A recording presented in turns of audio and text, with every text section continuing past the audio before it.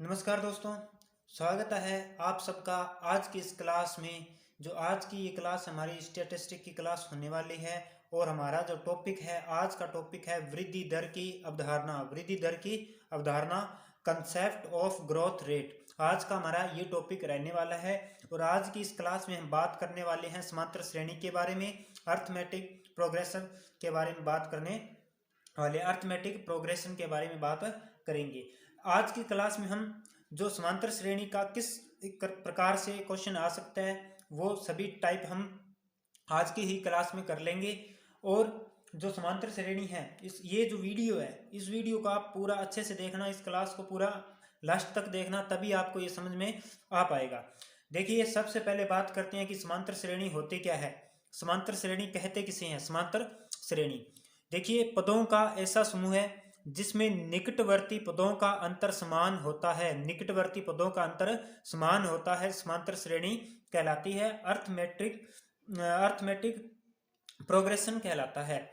अब इसके अंदर आपने ध्यान रखना है, जो प्रथम पद है A1, ठीक है, वो A, और इसी प्रकार दूसरा पद जो A2 अगर हमें फाइंड करना होगा तो वो होता है A+D, और तीसरा पद A3 बराबर A+2D, और A4 बराबर A+3D।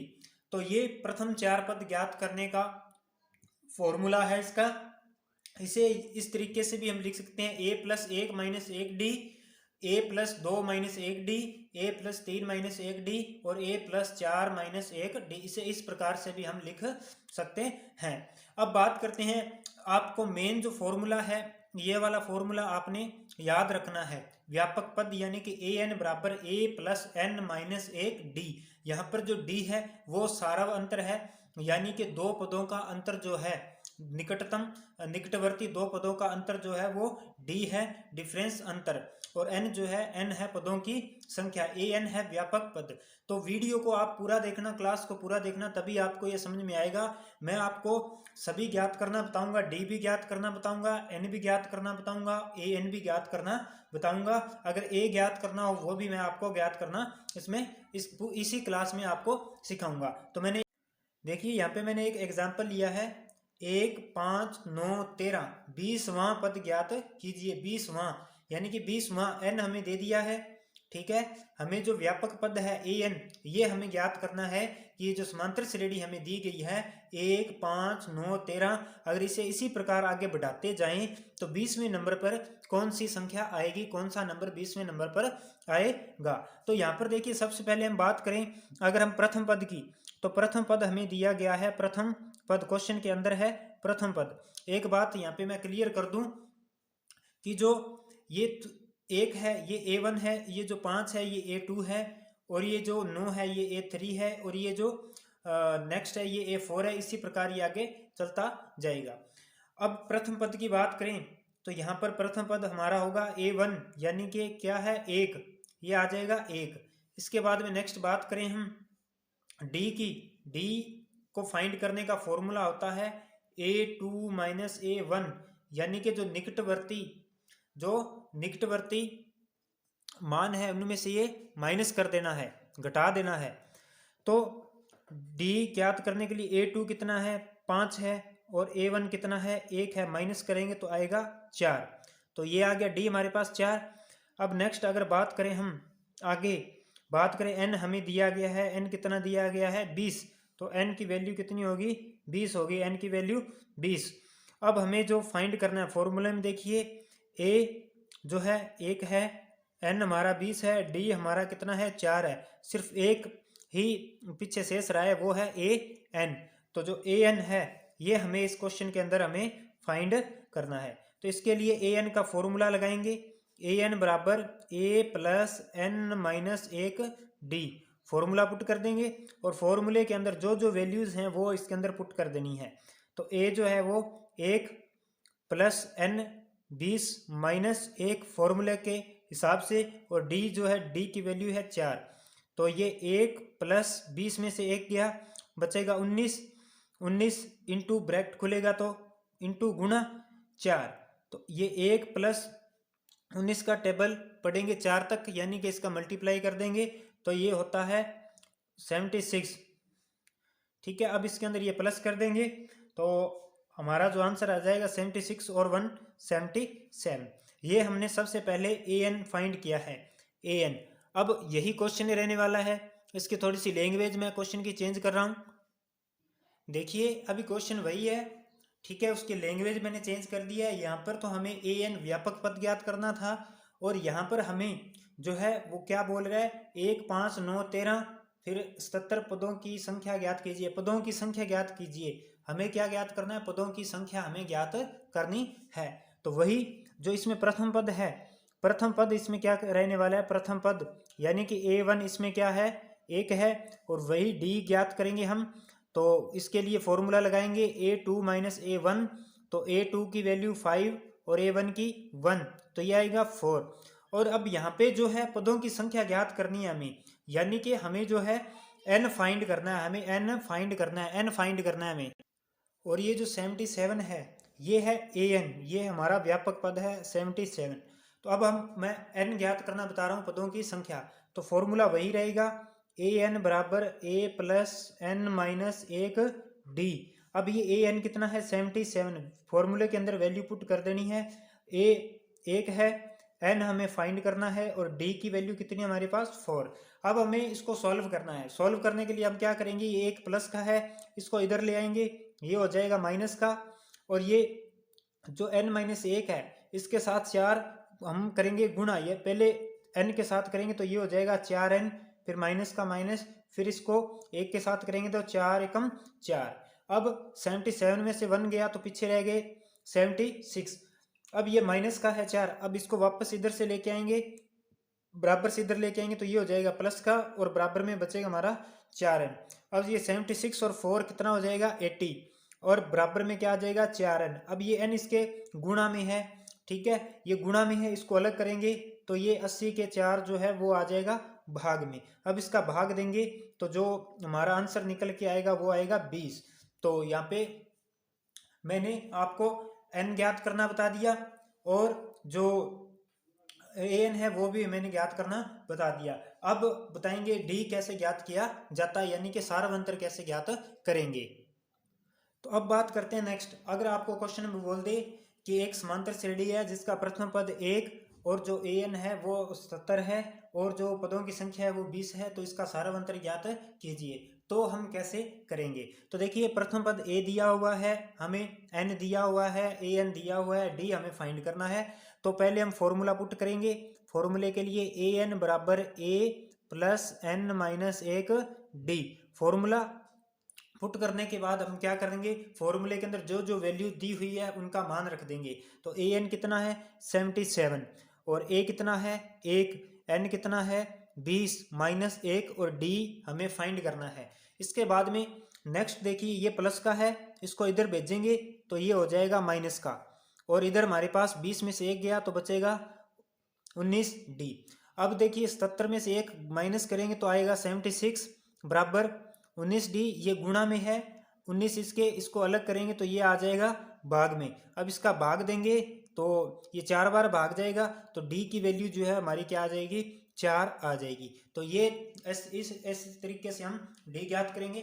अब आपका a रहा है कि हम a कैसे ज्ञात करेंगे। अब यही क्वेश्चन है सेम, मान लीजिए कि यहाँ पर a दिया हुआ नहीं है, जैसे मान लीजिए कि हमें d दे रखा है, d की वैल्यू दे रखी है 4, और हमें an दे रखा है 77, और हमें n दे रखा है 20, और हमें a प्रथम पद यानी कि फाइंड करना है, प्रथम पद हमें फाइंड करना है, प्रथम पद ज्ञात कीजिए। क्वेश्चन में हमें बोल दिया जाता है कि सारवंतर 4 है, an जो है वो 77 है, an ये अंतिम पद होता है, ध्यान रखिए।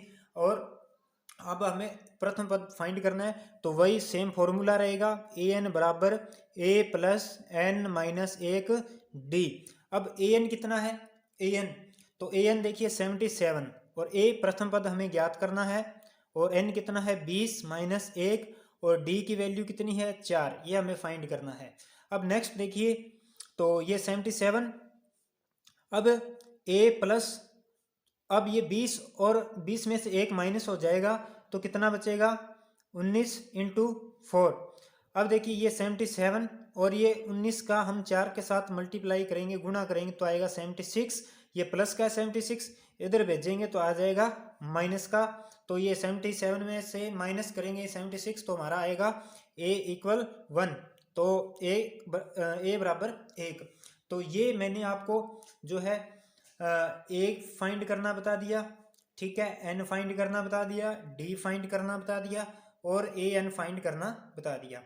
तो जो चारों वैल्यूज है फॉर्मूले की चारों मैंने आपको फाइंड करने बता दी है। अब आप निर्भर आप पर करता है कि आप कि अच्छे से समझ में आया है या नहीं आया। अब मैं कुछ एक क्वेश्चन आपको बता देता हूं कि जो कई बार वो क्वेश्चन कैसे चेंज कर देता है।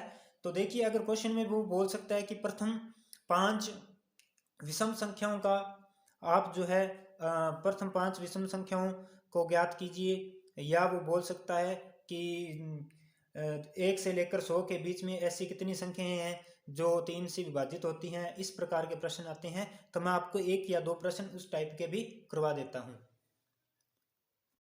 तो ये एक क्वेश्चन बनाया है मैंने। तो इसमें देखिए, ये कह रहा है 1 से 100 तक कितनी संख्याएं 3 से विभाजित हैं। तो हमें यहाँ पर क्वेश्चन को पहले समझना है। इसने कहा है 1 से 100 के बीच में जो संख्या आ रही है जो 3 से विभाजित है। तो सबसे पहले तो देखिए 1 से 100 तक जो 3 से विभाजित होने वाली संख्या है वो पहली तो होगी 3, दूसरी होगी 6, तीसरी होगी 9। इसी प्रकार हम अंतिम निकालें तो आएगा 99। अब देखिए, अब हमारे पास देखेंगे जो फॉर्मूला है, एक बार मैं फॉर्मूला लिख रहा हूं कि ए एन बराबर ए प्लस एन माइनस 1 डी, ये फॉर्मूला लिख दिया। हमारे पास देखेंगे इस फॉर्मूले के अंदर ऐसी कौन सी चीज नहीं है जो हमें फाइंड करनी पड़ेगी, कौन सी वैल्यू नहीं है। देखिए ए एन है, ए प्रथम पद आ जाएगा, डी हम ज्ञात कर लेंगे और एन इसने ज्ञात करने का बोला ही है। तो यहाँ पर देखिए जो प्रथम पद है, प्रथम पद जो है वो हो जाएगा यहाँ पर 3 और डी ज्ञात करेंगे हम सारावंतर a2 माइनस a1, तो ये 3 ही आने वाला है। फाइंड करने की भी इसको जरूरत नहीं है, कोई आवश्यकता नहीं है। और जो a n है वो हो जाएगा 99। और यहाँ पर जो हमें n जो है n हमें जो है फाइंड करना है। अब इसके अंदर वैल्यू पुट कर देंगे हम। तो देखिए a n कितना है 99, a 3 है प्लस n हमें फाइंड करना है और d की वैल्यू है जो 3 है। अब ये प्लस का है 3, इसको इधर लेंगे तो हो जाएगा माइनस का। अब 3 को n से करेंगे गुणा, एक बार इससे गुणा होगा एक बार इससे गुणा होगा, तो ये 3n माइनस 3 एकम 3। अब ये आएगा कितना, ये आएगा जो माइनस करेंगे तो 96।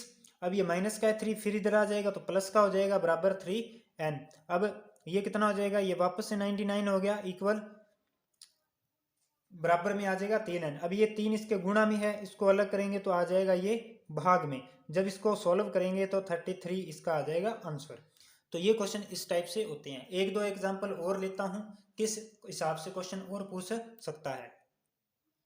तो नेक्स्ट क्वेश्चन वो पूछ सकता है कि जांच कीजिए समांतर श्रेणी है या नहीं। आपको इस प्रकार से एक एपी दे देगा बनी हुई और पूछ सकता है कि जांच कीजिए ये समांतर श्रेणी है या नहीं।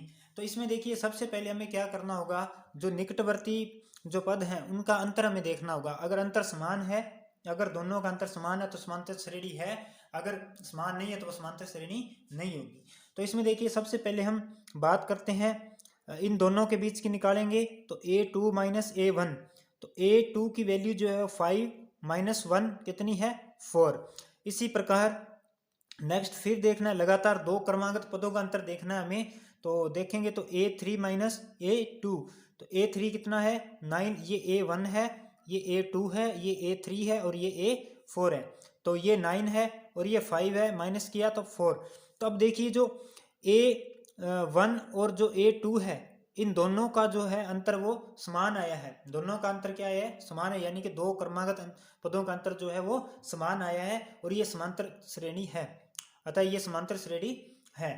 तो अब बात आती है, अगर समांतर श्रेणी है तो अगले पद ज्ञात कैसे करें। ठीक है, यानी कि 4 तक तो हो गया, हो सकता है वो हमें पूछ ले कि a5 ज्ञात कीजिए या a6 ज्ञात कीजिए, a7 फाइंड कीजिए। तो देखिए जिस प्रकार से मैंने आपको बताया था कि ये प्रथम पद ऐसे ज्ञात किए जाते हैं a1 a2 a3 a4। अगर अंतिम पद ज्ञात करने हो, अंतिम 4 पद ज्ञात करने हो तो देखिए नेक्स्ट के 4 जो ज्ञात करने हो यानी कि 5 6 7। तो अगर हमें a5 फाइंड करना होगा, a5 अगर फाइंड करना होगा तो a4 plus D A6 find करना होगा तो A5 plus D, A7 find करना होगा तो A6 प्लस डी। इस हिसाब से हम इनको फाइंड कर सकते हैं। अब आपके लगभग मैंने जितना था ये करवा दिया है, ठीक है। और आप अब इनकी क्वेश्चन की प्रैक्टिस कीजिए। ये आपको 10th की मैथ की बुक में मिल जाएंगे, वहाँ से आप बुक लेकर तो आप इनकी प्रैक्टिस कीजिए। अगर फिर भी आपको कोई डाउट रहता है तो मुझे वीडियो के कमेंट में बताइए, मैं आपको सॉल्व करवाने की कोशिश करूँगा। उम्मीद करता हूँ क्लास आपको पसंद आई होगी, जो समझाया वो अच्छे से समझ में आया होगा। और ये जो क्लासेस मैं लेता हूँ ये जो भी स्टूडेंट जो 12th क्लास में है उसके लिए भी कारगर है, ठीक है। और जो नेट JRF इनकी तैयारी कर रहा है उसके लिए भी बहुत अच्छी है, और स्कूल व्याख्याता के लिए तो है ही है। इसके साथ साथ जो बच्चा BA MA कर रहा है वो इन क्लासेस को ज़रूर देखें, उनके लिए भी बहुत बेनिफिट है। और एक और बात, क्लासेस की PDF के लिए आप टेलीग्राम चैनल को ज्वाइन कीजिए, लिंक डिस्क्रिप्शन में दे देता हूँ, वहाँ से आप ज्वाइन कीजिए। अगर आपको दिक्कत आती है तो टेलीग्राम पर जाकर सर अनिल जहांगीर के नाम से आप सर्च कीजिए, वहाँ पर आपको चैनल जो है वो मिल जाएगा, जहाँ पर मैं प्रत्येक क्लास की जो PDF वहाँ पे डालता हूँ, और कोई भी जानकारी हो आपको सबसे पहले टेलीग्राम पर दी जाती है। तो अगर आपको वीडियो अच्छी लगी तो प्लीज़ चैनल सब्सक्राइब जरूर कीजिए, ज़्यादा से ज़्यादा शेयर कीजिए, लाइक कीजिए, कमेंट कीजिए। मिलते हैं नेक्स्ट क्लास में, तब तक के लिए धन्यवाद।